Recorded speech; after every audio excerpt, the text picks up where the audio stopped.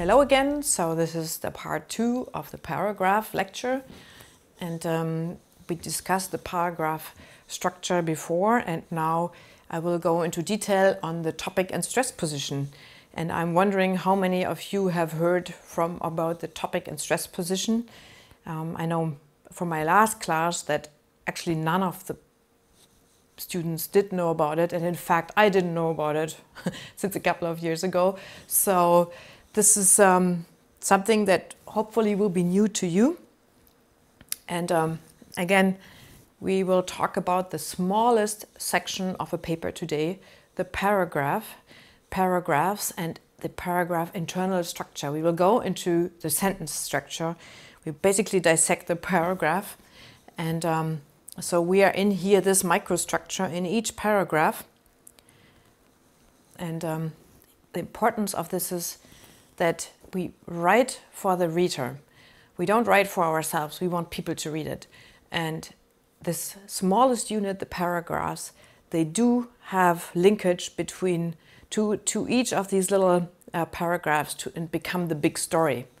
And they have to be connected. The reader, if he wants to understand what we are writing, the writer must understand what the reader needs. And that sounds very simple, but sometimes it's very hard. And also, just to give you an example, we come from different nationalities where also writing is different. Some languages are not written left to right as we do. They're written from right to left. So very different ways of writing exist, of communication exist. So I just give you an example. When we collect data in the field, for example, time series data or so, we have probes and we go around. We locate the data and we record the time, but typically our data file, we have in the first column, we have timing, and in the second column, for example, we have the parameter that's measured. So this is it's a very strict format, date, time, parameters. If you would jumble this up, for example, you would put into my spreadsheet something before the date and time, or you would not present it as a column, but as rows, I would be totally confused, because my reading, my understanding is based on this concept that the important information comes first. So this is what I mean here. Information is interpreted more easily and more uniformly. It is placed where most readers expect to find it. And in this example, which I told you about the field data, most people will organize it this way and I will understand it this way. If it's other ways, this information is difficult to understand. And again, you are writing for the reader, not for yourself, because you want yours to be read. You want it to be distributed. And so you have to adapt this. And our writing is typically, like journals, are typically written in English, and they typically follow this scheme, what I just explained to you. There are some rules to this writing, and I will show you some of these. This is what I will be talking about. This is the topic position. The stress position has nothing to do with the stress that you experience. The subject-verb separation and the action. These are some relatively simple rules, but you will see it will be hard to follow them. To give you an example of the topic and stress position and its importance. So in this picture you see just bees full of pollen, and there's two sentences there. One is bees disperse pollen, and the second one is pollen is dispersed by bees. So what's the difference, you might wonder? They mean the same. No, they don't. This is very, very important. They have a different meaning, and that depends on where you place the words in your sentence. The topic position is this one here, and this is the stress position. So the topic position is first, the stress position is in the end. And in this case, the bees are in the topic position, and in this case, the pollen is in the topic position. And thus they have a different meaning. This sentence is about bees. This sentence is about pollen. And thus you can expect a different meaning of the sentence. This is a very simple example. It gets more complicated, and I will show you some examples. But in general, in our Western writing, let's say, the readers expect a story about whoever shows up first. So in this case, this story is about pollen. In this case, the story is about bees. Again, this is just a summary of what I told you before. We read the stories, and whatever comes first in the sentence, this is what we think is the story about. So in these two examples, there's differences in stories. One is about bees, one is about pollen. Some theory behind this. So again, there's the two positions in a sentence. It's the topic position and the stress position. So the topic position, placed in the beginning of a sentence. Remember, first thing first. Provides the reader with perspective and direction. This is what this sentence will be about. Presents the topic, what the sentence is about. Links information to material presented in earlier sentence, or it establishes the scientific content. So here's the linkage to the other sentences, which is very important. And remember from the example I showed you before, where we marked the text, with the subject, the topics in the sentence, they were not connected somehow. So the topic position must provide the reader with a linkage. It looks backward, and context, looking forward. So again, whatever you place in the beginning of your sentence, the reader thinks this is what this sentence will be about. And I like the bees and pollen example because it's a very easy sentence, and you understand right away what is it about. The stress position is the position in the sentence at the end. It introduces new and important information that requires emphasis. You could also think about it, save best for last. Then the readers will naturally emphasize the material that arrives at the end of a sentence. Without the important information in the stress position, the reader is left to decide what in the sentence is important. And remember the example I showed you before? These story arcs were also broken because there was no topic and stress linkage in each sentence, basically, and between the sentences. A sentence is too long when it has more viable candidates for stress positions than there are stress positions available. So then you just simply need to break it up. This is very theoretically, I know, but you will see some examples now, and we will dissect the structure of these sentences. So in general, again, you place the existing information in the topic position and new information in the stress position. I give you an example now that makes it easier maybe to understand the differences between topic and stress position. So here you see two sentences, and I read both of them to you. So the first one is introduction of the new assembly line, increased manufacturing. And the second one is manufacturing increased after the introduction of the new assembly line. Maybe you have to read it again. But in general, you see that the words are almost the same. Like you have introduction here, you have introduction here, then you have increased manufacturing here in the stress position, and manufacturing increased in the topic position. Same as with the bees and the pollen. However, they have a very different meaning in this case.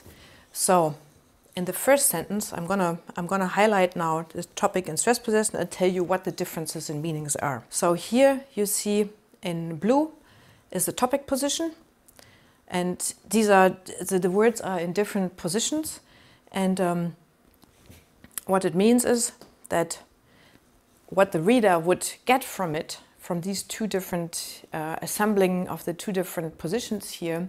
In this case, when you have the introduction in the topic position, the reader could assume that the authors looked at the various ways of the introduction of the new assembly line. And one of the key effects that they would assume is that the increase in manufacturing. So this is what the reader would assume from the first sentence, whereas in the second sentence these are opposite. So here again, that you have the topic position is now the manufacturing. So in this case, the reader could assume that the authors looked at just various ways of increased manufacturing, and one of them could be the introduction of the new assembly line, which had the greatest effect. So you see the two different meanings of just shoveling these topic and stress positions. I have some more examples here that we go through. This one is from not geoscience background. It comes as excerpts, examples from medical or from just other texts that I found in the literature. And here I have the stress position is the one in bold. So again, it's the end of the sentence. So if you read this here, to increase the number of student applications, the university recently implemented a new program. So here's the stress position. An important part of this program is to first give seminars at top-ranking high schools in the region. So here's again your stress position. And increasing the number of local students is the initial step for the program's success. And I will do the same thing also for the second example here. Again, we just highlight the patient went to the hospital to see a gastroenterologist. So this is again the stress positions at the end. The doctor then performed series of diagnostic tests. The results showed the patient suffered from a bacterial infection and antibiotics were prescribed before the patient developed an ulcer. So if you just look now at these blue underlined words, you can see, you can almost cross-read here. If you do read the text fast and you just follow these stress position words, new program in the region, program success, or in this case, gastroenterologist tests infection ulcer. You almost don't need to read the text anymore because you can make up the story between these words. So they are all linked and they all provide context that makes sense, which makes it very easy for us, for me, to read this and understand it, and actually to quick read, which we will also do as an exercise. So in the stress position, this word provides the clue what the next sentence will be about. And in these two very simple cases, this is very successful. And you can, when you read this, you have to notice that it's very easy to understand the text. You can almost always think about what the next sentence will be about. So these are good examples. So the golden principles of the position put in the topic position of the old backward linking information or what this topic will be about. Put in the stress position to the new information you want the reader to emphasize. Each sentence is expected to serve a single function, make a single point. Make sure the first and last sentences of a paragraph match. Remember, the story arcs have to be connected. So you go back to your arc level. Also some words about the subject-verb separation. This is I inserted this here because as a German native, I can say we often use these long sentences that are separated by commas or even like entire sentences. We call them warm sentences, Bandwurmsätze. And so this is often problematic because then the verb is separated from the rest. And I will show you also an example for this is here. So in your paragraphs, in your sentences, the grammatical subject should be followed as close as possible by the word. So if you do not have one verb that is close to the subject, then you have interruptions and it's hard to read. And I will show you an example for this. So if you have these interruptions, the readers are likely not to take note of inserted sentences. They read less important. And without the verb, we do not know what the subject is doing or what the sentence is all about. And again, this German-English confusion. In German, we often separate the verbs. And this is then also repeated in English because we translate from German to English and you have to be cautious of this. So I will show you now some examples, again about paragraphs and how this easy fixing of action and verbs can make the reading of the paragraphs better. So here's an example on biofuel production, especially in countries endowed with land and other natural resources. Favorable weather conditions and abundant labor can be a means of promoting agriculture and rural development. Whew. So I'm out of breath, but you can see this can here is all the way separate from biofuel production, even though this is the main verb for this sentence. So it's hard to read it. I was out of breath when I read it. So to fix this, you can just do a simple trick to make your paragraph flow easily. So you move the verb. So you move the verb and you insert something here at the end. So in this case, I moved the verb. Biofuel production can be a means of promoting agriculture and rural development, especially in countries endowed with land, other natural resources, favorable weather conditions, abundant labor. So this simple rule that you can adapt, moving the verb close to the subject, has made this text much more readable. I hope you agree with me. So another important rule to learn is that you have to use appropriate words for your action. And I give you also an example for this here, but the appropriate words are important because the readers expect the action of a sentence by the articulation by the correct verb. The verb must define the action of a sentence and ensure contextual focus. Without choosing an appropriate verb, information often remains ambiguous, and use specific verbs that communicates the action. So this is a lot of talk about verbs and action. Again, some examples might help. Overall, this rule also helps really to eliminate a lot of words. Like if you have a tendency to be very wordy, this helps you to cut down on words. So here's an example. Metrics related to defining capacity are not always clear either. Solar PV photovoltaic capacity is generally clear by its established standard of peak capacity. First of all, you have here where metrics related to defining are. You have are, and this are not always clear. So this is kind of, it's not even it's a very ambiguous kind of saying something. The same here again is generally clear. By the way, this is also again of publications. We always use published papers or so as examples, how to learn this. So you can see this is not the action, the verb are kind of ambiguous and it needs improvement. So what did we do here? An alternative way of saying this is just replacing this are not always and is clear by specific words. In this case, metrics related to defining capacities often differ from each other.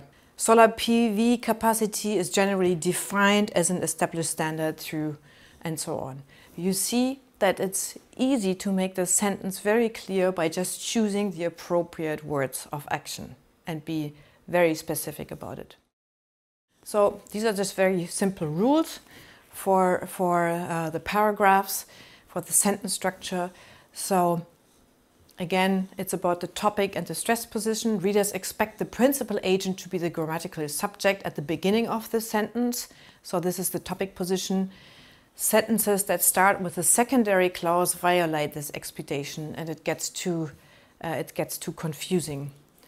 And if you just have the 3 golden rules for this that you might want to use just for your text right away.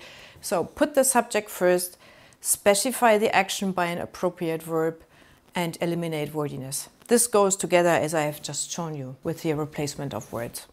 Okay, I give you another example. I think examples often help for understanding what I'm talking about. So this is another example from a published paper. In economic energy environmental modeling approaches, the representation of technology changes is one of the most important sources of uncertainty in determining the economic cost of climate policy strategies. So very long. I would hope we can eliminate many of the words and make it more specific. And I show you how this is done. So in terms of red and green and blue, I hope you remember. So we put the topic subject at first into the sentence. So basically here the representation of technology changes. This is the topic, the subject of the topic. So we move this first. Then second, we basically we gave the verb a specific action. So here it was is, again, one is, are, and so on. These are always very ambiguous words. So here it was replaced by introduces, so the verb was more specific. And third, a lot of the green ticks, this is the eliminated wordiness, was basically deleted. We didn't need it because by rephrasing the sentence here, introduces uncertainty into estimates of the economic costs. We don't need this anymore, especially, or it was additional words that were super fluent anyway. So you see, you cut down the text, it becomes much more readable. These are simple rules that you can apply. You have to go through each of your sentences, to each of your paragraphs, but you will see you make it more readable following these 3 guidelines. Again, yeah, in this part of the class, we do a lot of exercises in class and in the Moodle. And the last class I had some very nice students, many nice students, and we worked on text. We shared the text with each other, and I edited all of the texts. So this is an example from Kirsten, who wrote one entire section, one abstract about her thesis or her paper. And the rule was, don't go over 100 words. And Kirsten said, I cannot do this. It's I just cannot reduce it. And so I basically rewrote her text. It's about forest models. Yeah, I'm showing you this as an example also what part of the classwork you are required to do, because I truly believe you can only learn by doing it. So by exercising it.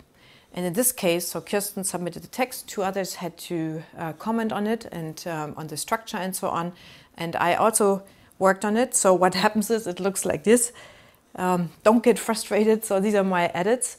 But what you can see is I followed basically the 3 rules that I showed to you before. So the first is I moved the topic, the subject, as first order into the sentence, like at the first position. Second, I put the verbs into action, like I changed the words to actually words. And I also, in this course, I used we, which we will talk about later. So I didn't use the passive voice, I used the active voice. And third, I eliminated wordiness, because just by simply putting the action into verbs, I could eliminate some words. And this is how typically the texts come back then, completely read. As I said, don't get frustrated about this, because this is typically how we work and how you will improve. And so at the end, I did these 3 rules, and you can see from the nice, clean, so these 3 rules that I applied, that I ended up with 98 words, so just below the 100 limit. And I think Kirsten liked the text. I had some questions here still because it wasn't clear. But anyway, the text, we agreed that this was a nicer version of her text before. So this is an example of how we work in class on the paragraph structures. So as I showed you this example with the red text and the edits, this is totally normal. You will get your paper back or your master's thesis back, your first draft, your second, it doesn't matter. And you will probably be so frustrated because it will be full of edits. But this is normal. Everybody works like this. So these are 2 famous people and also scientists. And as you can see from their quotes, everybody has to do this. So the first one, rewriting is the essence of writing. I pointed out that professional writers rewrite their sentences over and over and then rewrite what they have rewritten. And the other quote, shitty first drafts. All good writers write them. That is how you end up with good second drafts and terrific third drafts. Sometimes you need 4th or 5th ways to do this. But you have to exercise. You have to know the rules, and then you just have to exercise. And I'm totally positive that you can do this. Not only you have to struggle with this, even the famous writers and the famous scientists, everybody struggles with it. And now I'm going to go into the final part of this year. I'm going to report some of the common mistakes that I see when I get the students' work that I'm editing. And this is part of the summary of the previous classes that I've taught here for the science writing class, and I will go through these 4 common mistakes to show you where you should not go. So, first of all, poor topic sentence. What is the paragraph now? Again, you should start with the subject, with the topic, and be clear on this. So this main point has to come out pretty early in the paragraph, first or second sentence at the latest. Don't ramble on and on. This has to be early, at an early point. Okay, so poor topic sentence you can fix now after knowing what this topic should be about. If you don't do it, your paragraph is confusing, you have disconnected story arcs, the reader will not read your thesis or your paper. Second, called the hidden North Star. Taking too long to divulge what the paper is about. You should get to the point quickly. If your study is about X, then X usually should be mentioned in the first sentence. This is something that I really often see. Often we write about other works, or we just go on and go on. We don't get to the point. We need to get to the point very quickly, and we need to make it specific. If this is not part of your work, why are you even reporting this? You need to have a clear message in each paragraph. Don't hide your message. Cut out whatever is not important for this. Then, third, you need to have one story and not many stories. So if you have more than one thing, more than one message in your paragraphs, this will get dense, jumbled, as I showed you before in one example. So stick to one coherent point in your paragraph and then connect these paragraphs. So if you have then paragraphs that have more messages in them, then the reader will not understand what this paragraph is about. Keep the same topics in the same paragraph. Don't spread them all over. If you have paragraphs that try to say too much, then this is confusing and the reader is frustrated. The fourth one, no closure. Remember again the story arcs. You have the start, you have the tension that grows, and then you have the resolution. If you don't have this, then these paragraphs cannot leave. These paragraphs have loose ends. And so to think about it again, each paragraph is its own little story.